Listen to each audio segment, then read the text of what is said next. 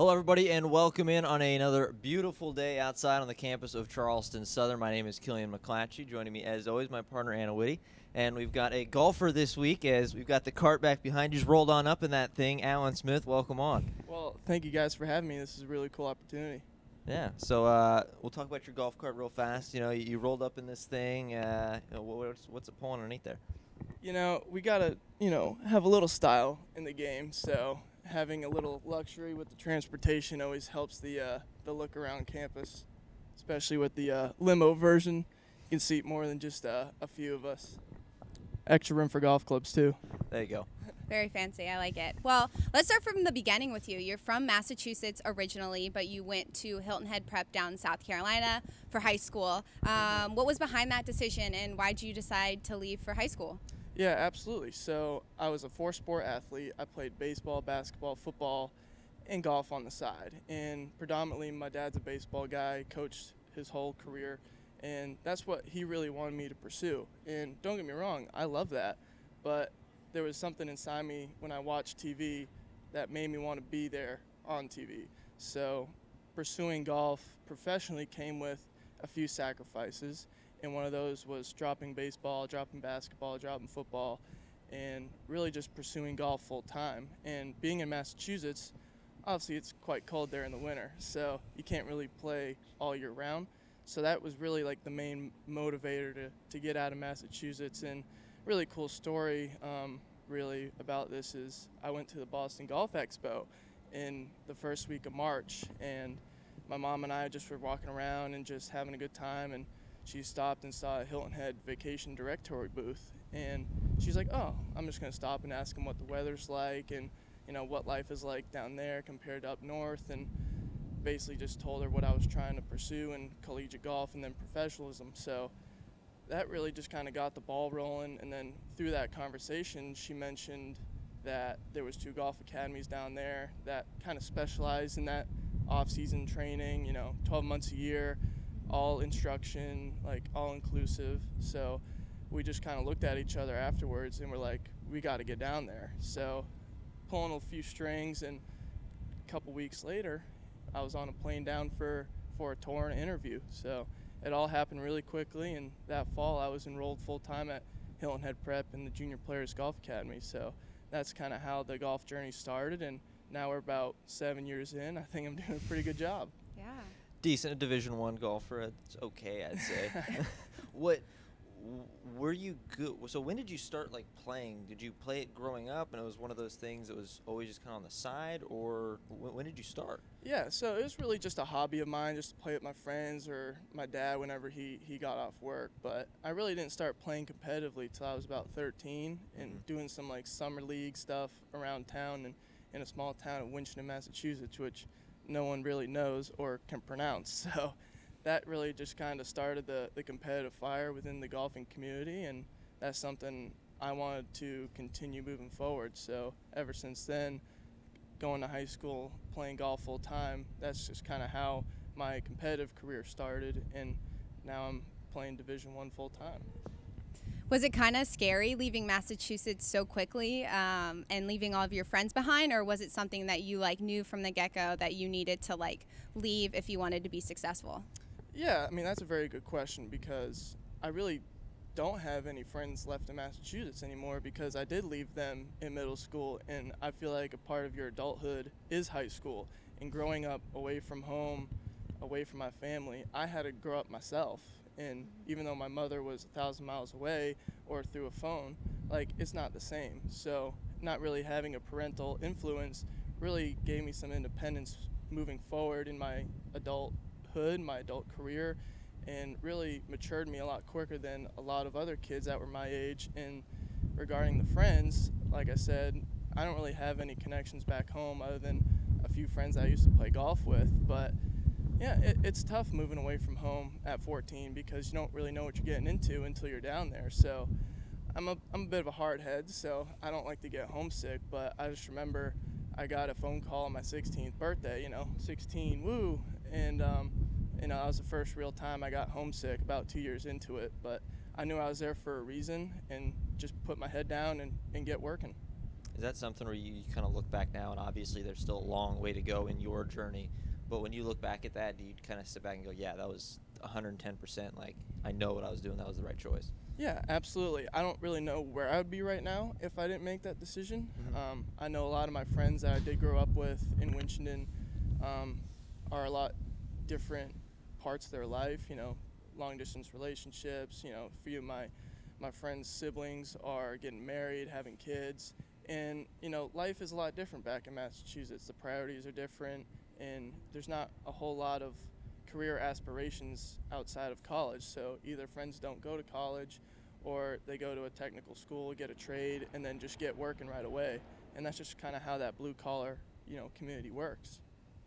Well, you mentioned your high school experience as like a golf academy. What kind of people did you meet while you were at Hilton Head Prep, and what kind of influence did you have there? Yeah, absolutely. So, going to a prep school, I get a lot of heat for it to this day, being at a preparatory school, and obviously the people in the community is a lot different than what it would be in a small town. So a lot of money, a lot of like richer influences, and it's not that the people down south are a lot different, don't get me wrong, like you meet some of the nicest, most genuine people down here, but when it comes to, the environment that I had down there, I'm not coming from money.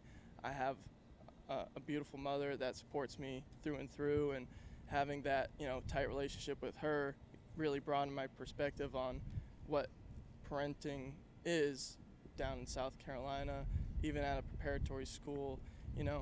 Everyone's in a big family usually, so it's really different, coming from a single mother who's trying to push me along to pursue my dreams, and then there's other kids that have a lot of things handed to them. So I'm the one that has to work off to really get somewhere in life, and at whatever cost it is, that's what I got to do. And sometimes witnessing kids that just get it handed to them, it's just part of life. You just got to smile and move on. We'll shift more towards golf, and something that you mentioned, it's not like a lot of the other sports here on campus at CSU. Golf is a year-round sport, especially when you have weather like this. So what does that look like for you? Your training, what do you put into it when you don't really have an off season? Yeah, it's obviously really taxing on your body, and I think a big misconception with people that don't play golf is the physical demands of it, and people are surprised when they see that golfers exercise and work out and lift, because our bodies go through a lot of high levels of stress, whether it's practicing, hitting a bunch of balls, running, getting conditioned for tournaments, because our tournaments are structured with 36 holes on one day and then 18 about 10 hours later. So it's really physically taxing on your body, and training for golf is fun and all, but it does come at its cost, and especially if you don't take care of your body, it's just going to wear you down over time, because it's a year-round sport, especially here in the South. And we don't really have an off season, like you said. I mean, we might take a few weeks off here and there, either for Christmas or a vacation with your family in the summer, but the bulk of the golf is from really March through November, and then you might have a month off between tournaments, but in that month you're still pushing boundaries, trying to get stronger, trying to get fitter, and then just trying to get ready for the next season. So there's really no off season and that's why I run into the issue of overtraining and not really giving my body enough time to rest, and unfortunately I'm in that stage right now.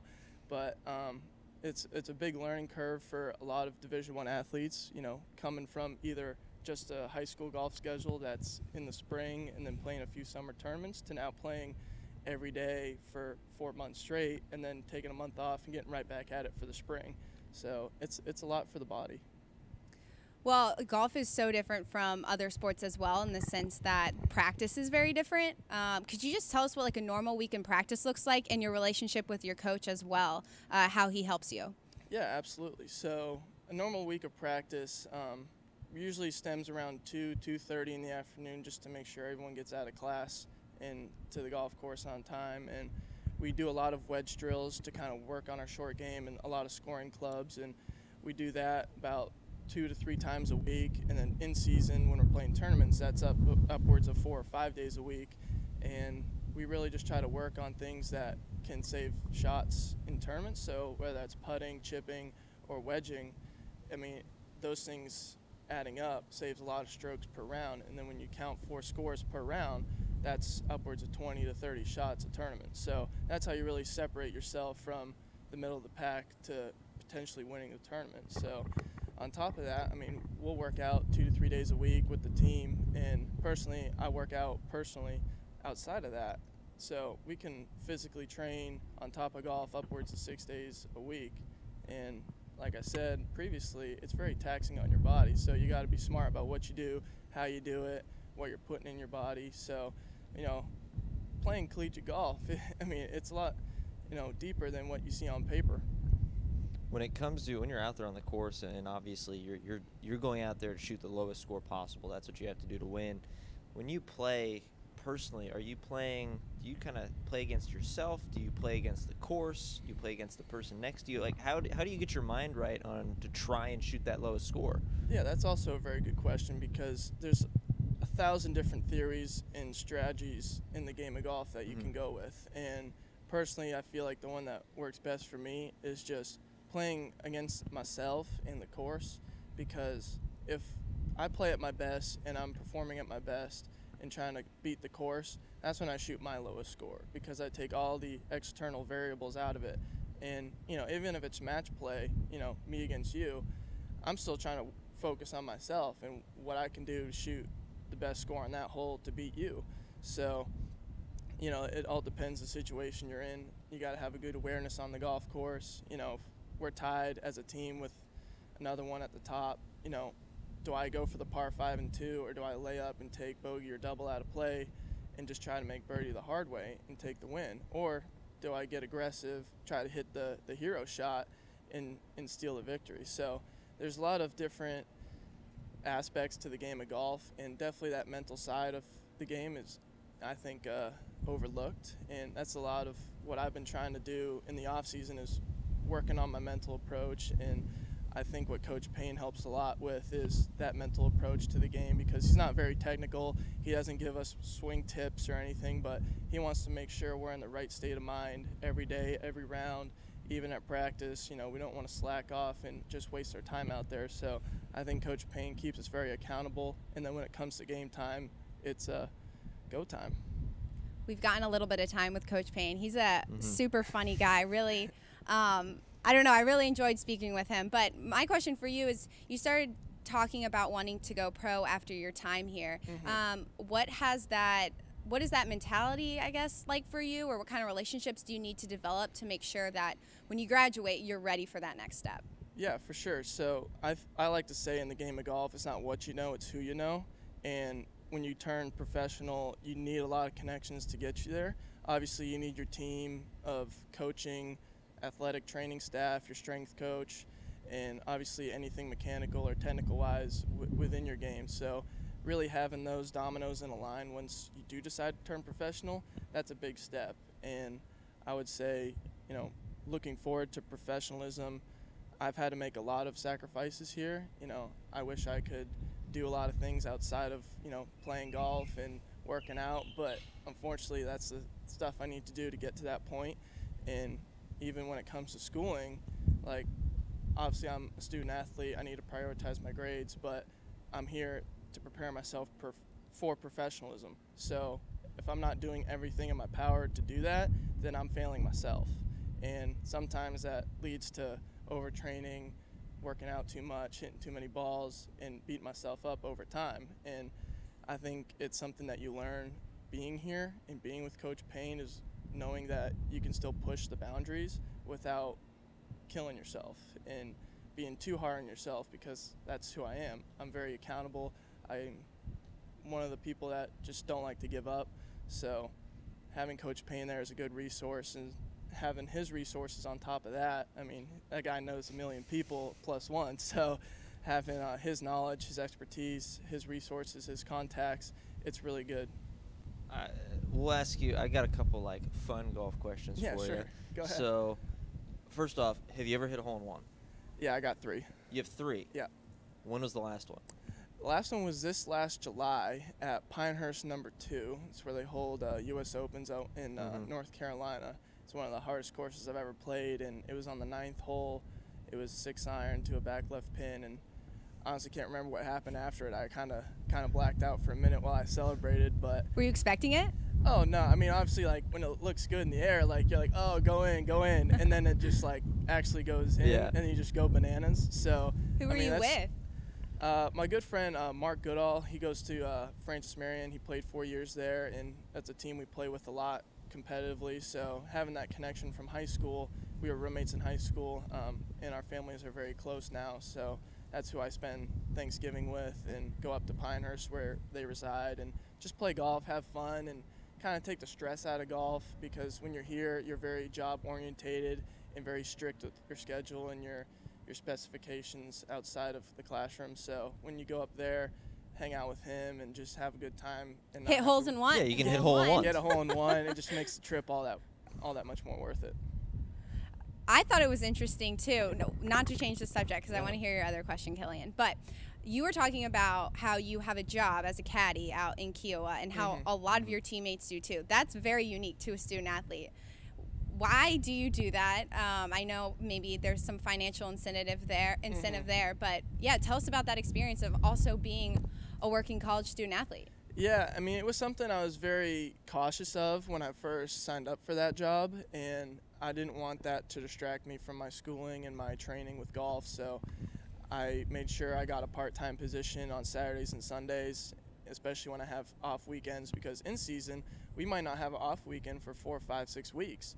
So it's a very hit or miss job, but what I like about it the most is that they're very flexible. My managers are awesome in that regard, and they understand what I do and what time consumption means. So coming out to Kiowa and caddy for them, it's just really cool to get out there, make some money, and help pay for rent now that I live off campus, and any other golf expenses that I incur out of season, because summer golf, it's all on your own. Once you get out of classes, your travel, your entry fees, your golf balls, practice round fees, it adds up over time. And now that golf is kind of getting large scale, they're not getting any cheaper. So being able to help myself, my career, and my mom's pocket, I mean, all those incentives make it all that much more worth it.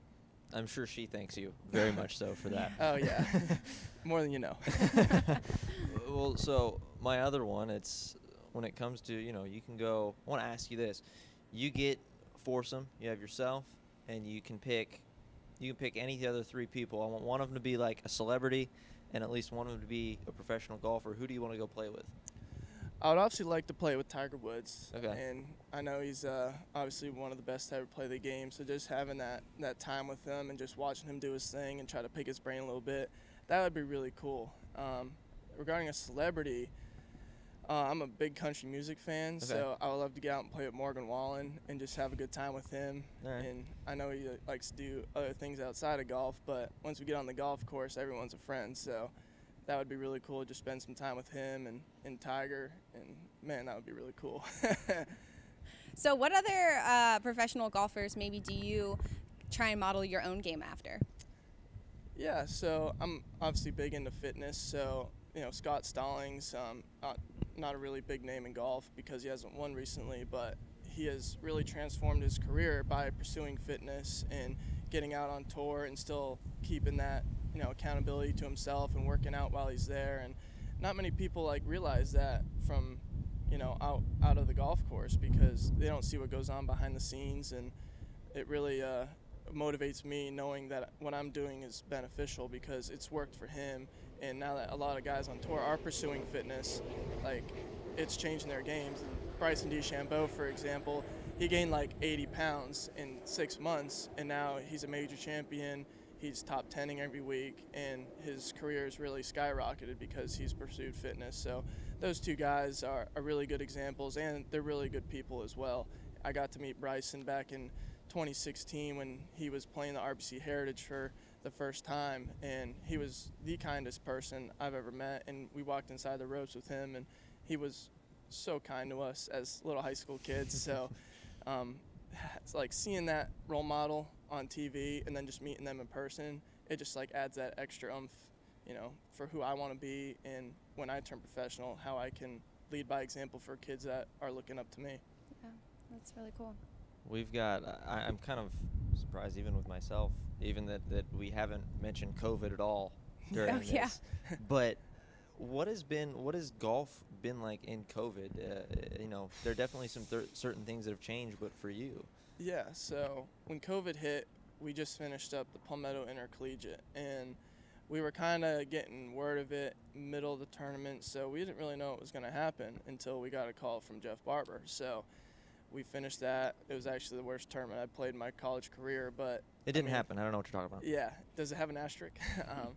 But ever since then, we were just told to go home, and then obviously the news came out, all the conferences canceled the rest of the season, and then I literally just went home to Massachusetts and just sat on the couch for 2 months because they had a lot stricter regulations up there, so the golf courses were closed for close to 2 months. So I really just sat at home and just helped my mom out around the house as much as I could and try to be there for them because I wasn't there for 6 years. So when I went home, I tried to really relish that time I had and try to help out my mom, my brother as much as possible now that I was present in the house. So it was a different experience, and it made me appreciate what my career has given me because that was stripped from me in the matter of hours, going from a tournament to taking a ride home, a 16-hour ride home in my car just so I could quarantine. So ever since then, there was really no tournaments to play this summer. Everything was canceled. So I spent the most half of 4 months just really working on myself and my fitness. And when the courses did open up at the beginning of May, I really just had 2-3 months until we were back here. So I hit the ground running, trained and practiced every day, and got here and actually got COVID myself. So Oh my gosh. that was a different experience for sure. And obviously everyone has their different stories when they do have it, and I got it pretty bad. So I was out of commission for most half of a month. So that really was just another reality check because I took my health for granted, and I've never been the person to get sick or any of that stuff. So being in my room and just isolated and watching movies and feeling really poorly really just broadened my perspective on life and my health, and ever since then I really wanted to prioritize that moving forward. Yeah, it sounds like you have a lot of life lessons you've learned in the past few months. Glad that you're doing better and that you came out on the other side. Another thing that we haven't touched on that I'm shocked by is when this video airs, it'll be the opening of the Masters. We haven't talked about that. I don't know if it's ironic that we have a golfer on the show this week, but what kind of courses, what's been your favorite course that you've ever been to or even like played at? Wow, that's a really tough question because I have had the privilege of playing a lot of really nice golf courses during my career, and even though I'm only 6-7 years in, I mean, it's hard to believe the places that I've gone with golf. And I would say, top 3, Sage Valley Golf Club in Granitesville. No one really knows about it, but it's really private. It's actually like 30 minutes east of Augusta, and the person that founded it got rejected membership at Augusta, so he's like, oh, screw you guys, I'm gonna go build a better place down the road. So Coach Payne treated us to that 2 springs ago, and that was a really cool experience to get out there since it's very exclusive. So I would also say Ocean Course down in Kiowa. It's really hard to beat that. I mean, the views are just immaculate, and it's not the easiest golf course either. So that's where they're holding the PGA Championship in May of next spring. So just being able to relate to the players and like watching on TV, I remember that shot, like I know what that putt does, and learning how they play the course compared to me, I think that's really cool to be able to play a major championship venue and then seeing how the professionals, fare there themselves. That's really smart. I think it's a really cool opportunity to have those avenues to play these courses, and I look forward to playing a lot more. Yeah. All right, I've got one more for you. The season, we're looking for hopefully a spring and getting things back going for you. Get back to competition, so you're not just out there swinging and trying to improve yourself, but you actually go out there, try to win something. What are you most looking forward to about getting out there and playing in these tournaments? Well, it's just that competitive juice, honestly. I mean, I wouldn't be here if I wasn't a competitor. So what I look forward to the most is prepping for tournaments, really staying disciplined with my practice routine, and then when it comes game time, getting into it and then having 4 or 5 of your best friends by your side trying to win a tournament, that's one of the best feelings in the world. And I was fortunate enough to be on a winning team back in my freshman year at the Wexford Intercollegiate, and we came from, I think, 11 shots behind on the final round. And I mean, the feeling afterwards, the van ride afterwards, it was just indescribable. And I think the best feeling in the world is winning a golf tournament, but winning a golf tournament as a team with people that you live with and practice with and play with every day, it just makes it that much more special. So getting back out on the course competitively with Coach Payne, with my guys, as a leader, as a player, that's what I'm here for. So hopefully it happens. Well, to go off Killian's question real quick, what are some goals that you have for this upcoming season? For this upcoming season, I always try to have a few result-oriented goals and some personal goals. So results-wise, I would love to get a top 3 individual finish, whether that's a win or just a straight-up top 3, just to, prove to myself I can actually contend and win a collegiate event. I know it's in there, so it's just a matter of doing it. I always love to set a team goal, so that would be to win at least one tournament and qualify for regionals, so we would have to win conference to do that. So you got to set the bar high enough so you can work your tail off every day towards that goal, because if you make them too easy, then there's no satisfaction. So if you set them high enough and they're attainable, that's where you really get the most benefit out of them. So I really just think setting goals is very individualistic, and obviously my goals might be different from my teammates' goals, but personally, I want to become a better person. I want to be in better shape. I want to be in better health when I compete and prepare better for those tournaments. So those are all adding up to hopefully a grand finale this spring. All right. Well, we really appreciate you taking some time and talking to us. It's a beautiful day out here. It's a beautiful day for some golf. Oh, absolutely. Yeah, I'm here. Exactly. Yeah. Well, we're looking forward. We'll have to see. Maybe we can find some time. We'll go play around. We'll play best ball, because I don't think you want to be waiting up for me. Yeah, we can definitely make that happen. Okay. Yeah. On us. Yeah, you won't want to wait around for me either. So. That's all right. We can go to mini golf if that helps. Okay. There we go. No. We'll go to the course. We'll do it. We can do both. I'm not opposed to both. Yeah. Big mini golf. Why not? We've talked about it already. So. Yeah. Perfect. True. Well, thank you guys for having me. This is a really cool opportunity to shed some light on our golf program, and I really look forward to spending more time with y'all. Yeah. Yeah, No. thank We'll definitely talk to you again in the future, and like we said, hopefully we can get out on a golf course with you too soon. Yeah. So. Awesome. Thanks, guys. Appreciate it.